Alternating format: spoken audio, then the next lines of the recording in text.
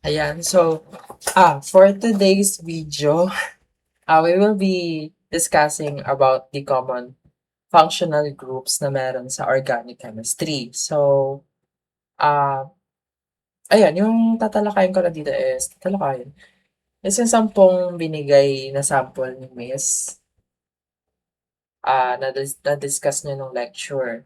And, kailangan natin tatandaan na meron pang ibang common functional groups actually, na hindi nabanggit ni Ma'am. So, for today, 10 lang yung i-discuss ko. So, proceed tayo. Before tayo mag-jump sa actual functional groups, kailangan natin tandaan na yung naalala niyo alkane, alkene, tsaka alkyne, functional groups din yun. So, kapag may question na please determine the common functional groups, pwede niyo sagutin yung alkane, alkene, alkyne. So, review tayo. Kunwari, ito. Kita naman na. No? Okay. Kunwari ganyan. 1, 1, 2, 3, 4, 5, 6. So we have 6 matic hexane yan agad. Okay? Kunwari, what if double bond? Kunwari, double bond. Like this one. Yan, hexene yan. Diba? Alkene. Kasama yan sa functional group Pag triple bond, magiging hexyne siya. So, quick review lang siya. Okay. Kasama yan sa functional groups. Now, if magpa-proceed na tayo sa other, we can start with, excuse me, we can start with alcohol. So, we have alcohol. Ang structural formula ng alcohol, para mabilis nyo distinguish yung hydrocarbon or yung chemical compound, is dapat meron siyang OH sa dulo. Meron siyang OH. So, ang nakakabit dito is yung hydrocarbon chain. Kunwari, ganun. Ang tawag dyan, if isa-simplify natin, radical yan. No? Radical. Okay, pamburahin. So, nakakonect dyan yung, kunwari, CH3, ganun, CH3, tapos nakakabit yung OH, ganyan. Ganyan yung structure formula ng alcohol. Tandaan nyo basta pag may OH, usually alcohol yan. Ang nomenclature naman nito or yung naming ng compounds is papalitan mo lang yung niya, yung imbes na usually hexane, di ba? Magiging lang siya, hexanol. Mari ganun. Dadagdagan lang siya ng OL kapag nagni-name tayo ng chemical compound na alcohol. So, kunwari, example natin, kapag structural, let's say, ano ba? Ano ba pwede yung example? Wait, let me think. Okay. So, kunwari, we have CH3, we have CH3, tapos CH2. Oh my God, ano yan?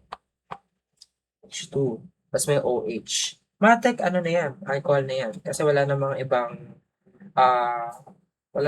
distinction dyan. OH lang talaga. So, alcohol siya.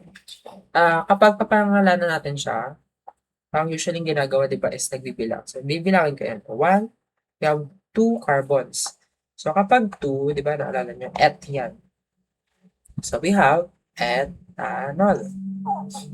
Yan, ethanol. Malagay ka dito. Ethanol. Ethanol yung tawag dito. Kasi di ba, dalawang carbon yun di ba? Kunwari, ethane. Kung dun, pag alkane. Dito, alcohol siya, magiging ethanol siya. Okay. Nomenclature to kunwari sa ano kaya? 2 digit? 2 carbons. 2 carbons. 2 carbons na nomenclature or naming. Ayan yung example lang. Okay, kapag naman, kunwari, nagbigay si ma'am ng cyclo example. When we say cyclo, yung kunwari, yung yan, ikakabit yung line. Kunwari, we have 6, di ba na ganyan? Magiging parang piatos siya. So, ganito siya. Tapos, kapag may nakita kayong ganyan, ano yan, cyclohexane yan. So, tapos nakakabit OH. Matic alcohol din yun. So, example yan ng alcohol, itong dalawang, sorry. Ay, grabe yung motor niya. Ayun ang example sa structural, sa cyclo. Kapag ganyan na, ang tawag na dito is, bibilangan natin ng 1, 2, 3, 4, 5, 6. Hexohex siya. Tapos, OH, so alcohol siya. Magiging hexanol siya. Ang tawag dito. Kapag nakakita kayo ng gantong diagram. Okay. So, next. Okay. So, next, proceed tayo sa aldehyde. So, napo-form ang aldehyde. Kung naalala niyo yung ano ni Ma'am, sabi naman. Ano yun? If I remember, kapag yung alcohol nag-oxidize siya, oo, tama, nag-oxidize siya, either from magiging aldehyde siya or magiging ketone siya. So, kunwari, alcohol plus oxidation. When we say oxidation, nadadagdagan ng oxygen, ganun. Or, I think nadadagdagan ganun. So, aldehyde, ang result niya. Ang aldehyde naman, ang structural formula ng aldehyde is OH pa rin siya, pero since nga nag-oxidize tayo, diba? Ay, sorry. Since nag-oxidize tayo, dito yung O pala. Tapos nandito yung H. Nagiging ganyan siya. So, kung mapapansin nyo, may double bond siya, diba? Ang tawag dyan, usually, kapag may nakikita kayong double bond, tapos, double bond sa carbon, tapos yung oxygen. Ang tawag dyan is carbonyl group. Yan, carbonyl group. So, ayan na structural formula ng aldehyde. So, ang nomenclature nito, kapag mag-name tayo ng aldehyde, is lalagyan lang natin siya ng al. Kunwari, ethanol. Okay? Yan ang nomenclature niya. Kapag example naman sa structural, ano kaya? Let's say, okay. Let's say, ano pa rin? Same. Pero nadagdagan lang ng carbonyl. CH3, tapos, CHO. Yan. Kaya na siya aldehyde, kasi meron na siyang parang nakakabit na, yung carbonyl, ito nakakabit na yun. Kapag pinalawak mo kasi yan, parang ang tamang namin yan. Like this one. Ganyan. Tapos may H. Pero pwede rin CHO. Kapag nakakita kayo ng gano'n na structure, matic siya, aldehyde siya kasi meron siyang carbonyl group, tapos may hydrogen din siya. Kumbaga para tayo nag-oxidize nga ng alcohol. Yeah. So kapag nakakita kayo ng ganyan na CHO, usually, ano yan? Aldehyde. Kapag cyclo naman, kanara, let's say, hex pa rin tayo. Favorite ko yung parang piatos. So, for example, ayan. Ang alam ko, kapag aldehyde, usually may ganito. CHO. Or COH, gano'n. So, kapag papangalanan natin yun, parang, take siya. Hex, Okay, proceed tayo sa, proceed tayo sa number 3. We have ketone. Same result pa rin to ng alcohol. Pero sabi ni ma'am, ang aldehyde kasi is, as far as I remember, primary alcohol siya. Ang ketone is secondary yan eh. Basta ganun. So kapag yung alcohol nag-oxidize siya, pwede rin siya maging ketone. Ang ketone, ang structural formula ng ketone is R, tapos meron din siyang carbonyl group ulit. Pero, this time, ganyan lang siya pala. Yes, ganyan lang siya. Kapag ang nomenclature naman ng ketone, ano siya? ONE, on. So, ethanol. ethanol. Gets naman, no? Or masyado ako mabilis? So, proceed tayo sa example. So, we have CH3, tapos CH3, tapos, ano ba? Ano kaya? Ano ba ang example nito? Kunwari, C2H5. C2H5. Sabi ni mama, nakasulat dito. C2H5, tapos CO. Diba? So, kung titignan natin, yung radical niya or yung radical niya is ito. Diba? Yan yung R. Tapos nakakabit yung CO. Diba? Sa mate, ketone siya kapag i-determine natin. Yan. So, ano talaga yun, no? Mandatory talaga may cyclo. Example. Di ako sure dito sa, sa example ng ketone, pero siguro, siya, anything na may nakakabit na carbonyl group. So, hindi na ako magpa-provide siya. No? Basta, ayun. Basta tandaan nyo, kapag wala siyang H usually, tas CO lang siya, ketone yan. So, okay, proceed tayo sa number 4. Ang weird naman ng camera.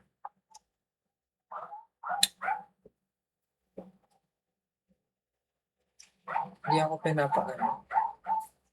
napasulat. Uy! Wait, technical difficulties. Ay, balik tayo.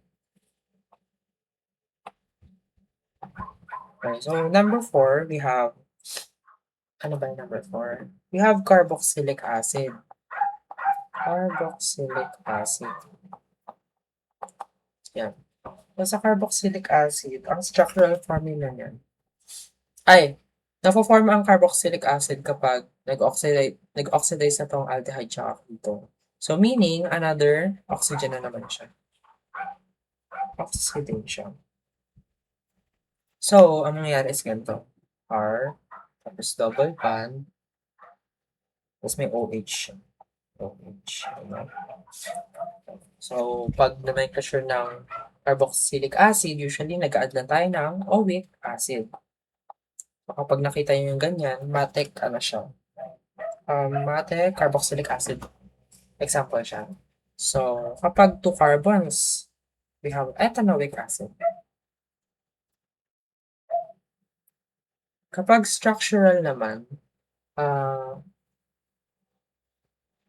usually basta anything na may radical, tapos, ano kaya yung radical? Let's say ethyl, H3. Tapos nakakabit yung carbonyl group, tapos bukas sa OH. So, usually kapag ganyan, no. Pwede rin kasing pwede rin pala yun. Usually kapag ganyan, nakikita nyo yung ganyan, carboxylic acid siya, or kunwari sa cyclohexane, may parang COOH dyan. Usually, ang sagot ko yung carboxylic acid. Basta may makita kayo parang dobleng oxygen, as para sa carboxylic acid talaga yung sagot ko. Okay, so proceed tayo number 5. Okay, number 5. So, sa number 5, we have ester. Sa ester, ang structural formula nito is R, tapos carbonyl group ulit, na may O, tapos nakakabit na kabilang R. So, sa nomenclature, siguro hindi ko na siya explain kasi na-mention ni ma'am, simple naming lang naman yung yung final exam. So, hindi ko na siguro siya include dito sa sa video. Kasi tayo sa example. So, example ng ester. Ano ba? Kunwari, basta anything siya na may, ano ba yung instruction? C-O-O-R. C-O-O-R. Ester. Okay, sige. Let's try this one. Kunyari H was C, H. Kunyari ganito. Carbonyl. Tapos, meron siyang O. Tapos meron dito. H, H, H, H, H. So, ang mangyayari is, ang gagawin ko dito, okay. Titignan muna natin yung unang radical. So, ito yung unang radical. Tapos, ito yung, diba? May unang radical. Tapos, we have yung carbonyl group. Ito yung carbonyl group. Yan. Diba?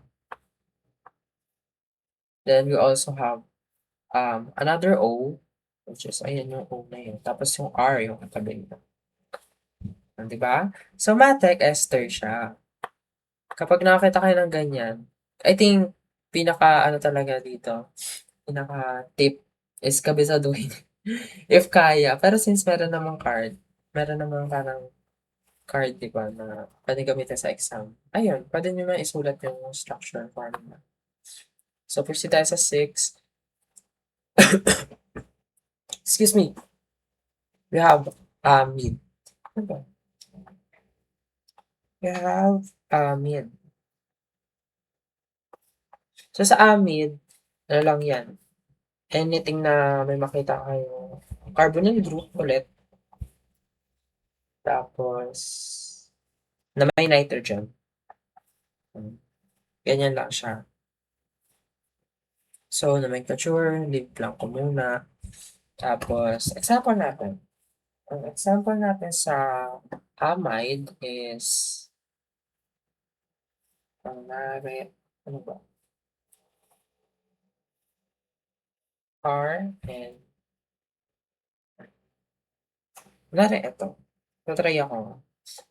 Kunwari CH3, tapos, meron siyang carbonyl group, tapos, actually, walang CH3. Alam ko CH2 lang yun. Pwede pa rin 3. Okay, CH3, tapos carbonyl group, tapos may nitrogen, tapos meron pa ulit na, kunwari, isang damakmak na mahabang ganyan. Pak. So, may nakita akong carbonyl group, tapos may nakita akong nitrogen. Usually, ang sagot ko na dyan is amine. Yan. Napuno na yung ano ko. So, proceed tayo sa ito.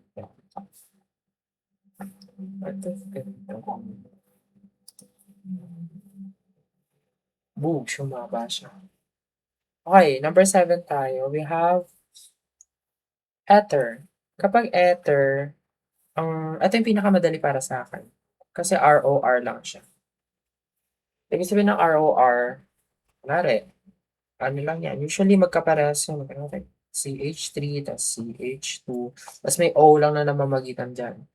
Tapos, CH3, CH2. Ewan ko kung tama to, pero usually, ganyan yan. Ito kasi yung radical na isa, tapos ito yung kabila.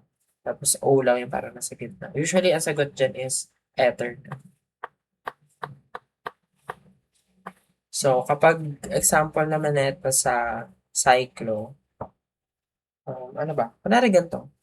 Dalawang ring. Dalawang ganyan. Tapos, may O. Tapos, sa kabit, ganito rin ulit. Usually, ganyan na. Parang exact replica sila. Tapos, may O lang sa gitna. Ang sagot dyan is ether. Kapag may nakita kayong ganun. Number 8 natin would be amine. Ang structural formula nito is R. Madali lang, R, tapos may makita kayong ammonia. NH2.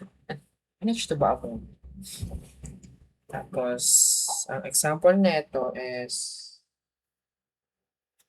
Ano ba? Anong pwedeng example? Kunwari, basic. Kunwari, CH3, tapos NH2. Ayan, ang sagot na dyan is, kasi mayroon siyang NH2. Though, if nalilito kayo, kasi di ba yung amide may, ano din siya, may nitrogen din siya. Tapos yung amine, meron din siya. Usually kasi ang amide, merong present yung carbonyl group.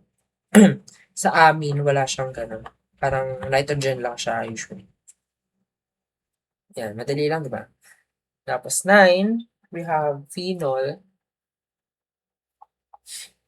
Kapag phenol, ano lang yan, benzene ring lang. Literal na ganito lang yan, tapos double bond sa loob. Pag may nakita kayong ganyan, matek, phenol yan. Number 10, we have thiol. Madali lang din to. Kapag may nakita kayong sulfur, ay, sorry. Ano pala dito? Ayan, may nakita kayong sulfur, R. Tapos, we have sulfur. Tapos, we also have hydrogen. Matek, thiol yan siya. Walang unang nomenclature. Sa examples, kunwari, we have CH3. Tapos, meron tayong sulfur, isa. Diba? Hindi ako makasulat dyan. Tapos H yan. Usually, tayo na yan kasi present yung sulfur. Ayun yung pinakamadali, to be honest. Kasi yung iba medyo magulo. So, kung bibigyan ko kayo ng tip or i-organize natin sila, itong number 2 to number 6, 2, 3, 4, 5, 6. Usually sila yung may carbonyl group kung mapapansin mo. Group. Ayan o, kasi meron. Mark natin. Yan. Meron dito. Mas meron ulit sa ketone. Mas meron sa carboxylic. Mas meron sa ester. Meron din sa amide. Diba? Puro meron silang carbonyl group. While dito naman sa baba, yung mga natira, usually mga palatandaan lang dyan is, ayun, sa ether, nasa gitna lang yung O, nag-iisa, tapos, pare ganyan, tapos O, tapos meron, di ba? Ganun lang yung ether usually. Kapag amin naman, meron lang NH2. Kapag phenol, ito lang talaga yung piatos na may double bond sa loob. Kapag thiol, may sulfur siya. So, sana nagets nyo. Or, parang ang pangit ng explanation ko ngayon kasi sisipon ako. So now, let's try magsagot tayo ng onting samples. Ito, nasagot naman lang natin ito. Nasagutan lang natin with, excuse me, explanation. So, number 1, we have, ayan, kumakagin tayo na ito. So, i-expect natin meron siyang benzene ring. Yes. So, pwedeng phenol. Pero, meron din tayo nakitang CH bond, double bond sa O. Which is pwede rin siyang aldehyde. So, ang sagot dito is aldehyde. Okay? Yung rule lang ng phenol is dapat yung itong benzene ring is nakadirekta yung OH dyan. Kapag ganyan, i-consider natin siya as a phenol. Phenol siya.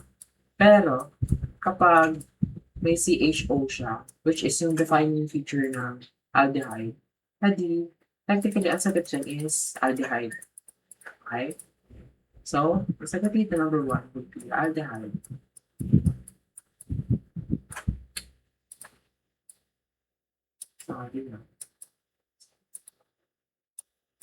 Aldehyde. So, next would be number 2. So, makikita natin. Ayan! At yung sinasabi ko, di ba? Benzene ring, tapos direkta nakakabit yung OH. So, ang sagot dito is phenol. Yan. Phenol. Okay, mabilis lang yan. So, we have number 3 naman. Ito, ano siya? Cyclopentane siya. Pero, naka-double bond yung isang carbon na ito sa O. So, ang sagot dun is Hmm, okey. Wala, ano pa ba? Sabihin ko. Ang sagot dun is ketone. Kasi 'pag nilatag mo yung yung nilatag mo yung four carbon na yun, 'pag nilatag mo siya in a straight in a zigzag line, ganito siya, bale dapat five sides yun, 1, 2, 3, 4, 5. So, parang siyang ganun, eh, somehow. Tapos may nakakabit diyan na O.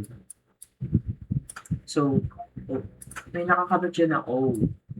So, technically, ano siya, ketone siya. Kasi 'di ba, ito yung R, yung parang radical niya, tapos C, tapos double bond sa O, 'di ba? So, pasok siya sa ketone. So, ang sagot diyan is ketone, 'yan, ketone. Usually kapag nakakita kayo ng parang ganyan, yung mga cyclone, pentane or cyclohexane, tapos wala siyang double bond sa loob unlike nito. Usually usually ano siya, ketone siya basta nakarekta yung double bond sa O sa labas, gano'n.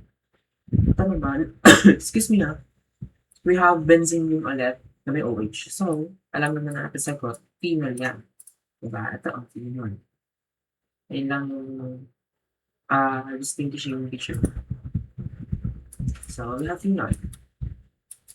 Next would be, ayan, benzene ring. Pero, nakakabit yung yung itong kabilang radical. So, kung iisipin ko na parang R yan, ang atake niya dito, R, tapos parang meron siyang paisa. Then, meron siyang OH, di ba? So, ang pinakamalapit diyan is kung hahanapin natin, R, tas OH.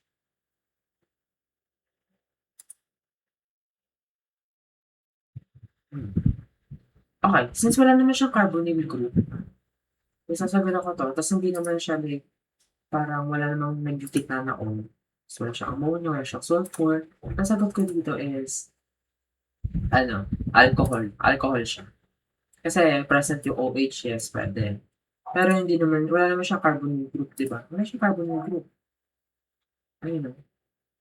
Hindi 'to nakarekta na double bond sa carbon or sa walang oxygen siya, eh.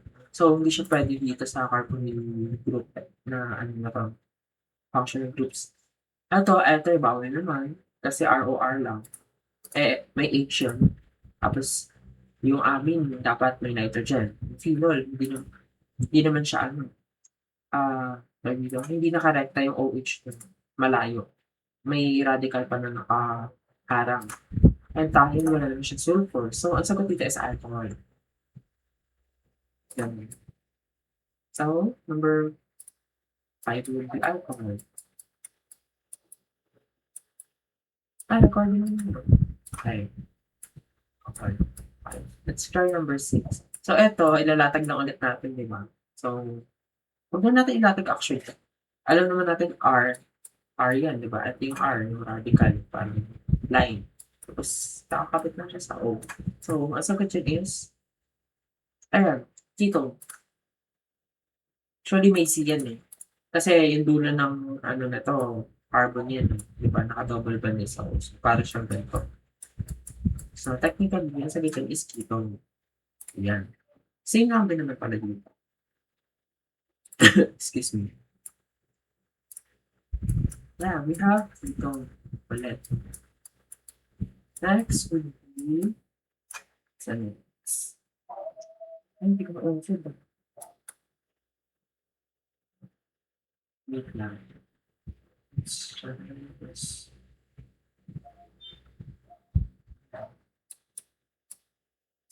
So, next, ano number na tayo? 7. Ay, 7. So, dito, number 7. So, kung mapapansin nyo, R to, tapos yung na ito, yung parang naka-double bond siya sa alam ko ano yun, eh, ito yun. Tapos may R pa. Tapos yung CH, so parang siyang C. C2H2. Tapos may O. So, tapos meron R. So, kung titignan natin, dalawang R niya. May carbonyl group siya. HO.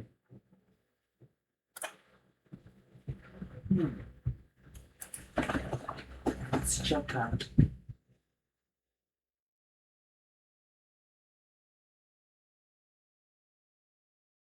Okay. Sorry.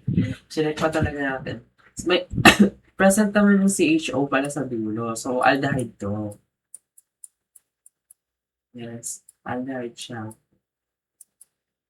Kapag wala na talagang possible cancer doon, check nyo na lang yung dulo. It's either OH lang siya, edi alcohol sagot. Pero kapag CHO siya, edi aldehyde sa sagot.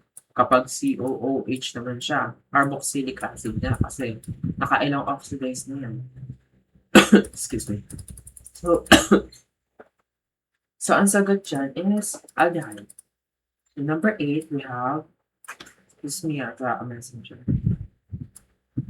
Number 8, we have, ito, R. Madali lang, R, tapos O, tapos R. Ang sagot siya is ROR. Ito, ether. Diba? Kasi R naman na tayo, radical na tayo. Radical ito, it's like, dalawang benzene ring, tapos higit na O. So, ether ito. Diba? 9. 9 is we have ganito that actually. Pero if kung ako titingin natin, wala naman siyang carbonyl group dito banda. Wala siyang carbonyl dyan, wala siyang CO, wala siyang C double bond. Actually, wala kang double bond eh. So, X is, excuse me. So, X na siya sa mga carbonyl group na ganito. Excuse me.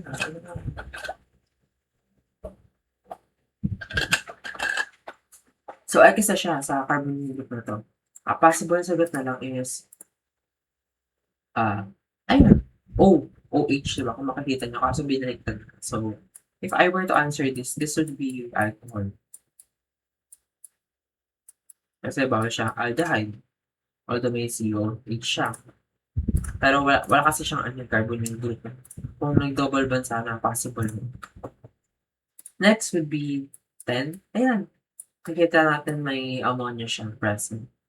So, kung may ammonia na present, wait. Ang ammonia ba? Actually, hindi to ammonia, sorry. NH2 pala ito. NH4 pala ammonia. Yes, present yung NH2.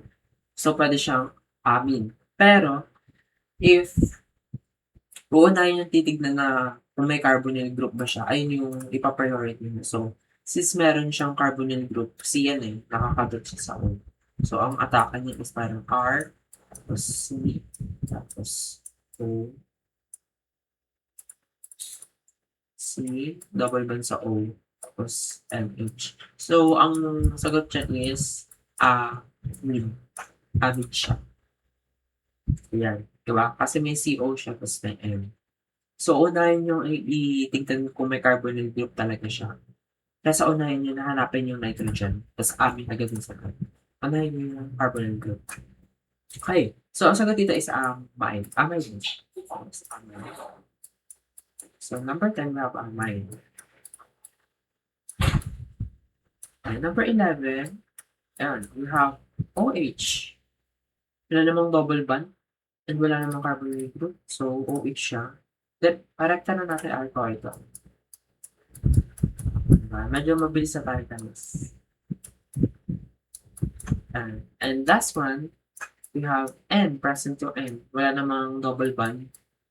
Wala kang carbonyl group para maging amine. So, ang sabi natin sa amin? Ayan. Pangatlo sulit. Ay, hindi pa pala last yun. Ito yung last. So, meron tayong isang radical. Kung iti-trace natin, meron tayong isang radical, tapos meron tayong carbonyl group, tapos meron pa tayong isang O. Tapos meron pa tayong isang hydrocarbon. So, ganyan ang atake niya. So, R, double bond. Tignan natin yung carbon group ng mga to. Ayan. So, ang pinakamalapit na sagot is ester. N, R, C, tapos O, tapos O-R. Diba? RCOR. So, ang sagot dito is ester. Yun, may ester na dun tayo. I think, ayun naman na. Yes, ayun na. Yan, kung magsasagot tayo kunwari, nang wala dito, which is carboxylic acid, wala siya dito, di ba? Pwede natin gawin pa. Kunwari, kung benzene ring, tapos, ito yung ano niya, COOH,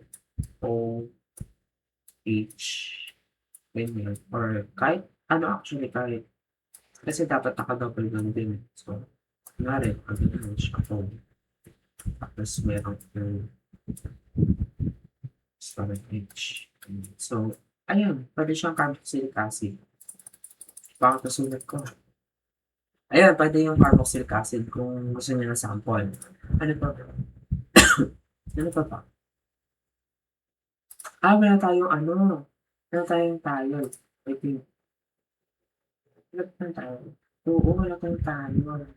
Basta ako na, for example, cyclohexane, tapos yung parang sulfur siya. Ayan, tayo na po. I don't know if tama yung diagram, pero tayo yan kapag may sulfur. Ayan, okay na sample. Okay na pala, natakay na natin lahat. So, ganun lang siya. Sana na-gets nyo. And, yun lang. I think good luck. Good luck na lang. Good luck na lang talaga. Thank you guys for watching.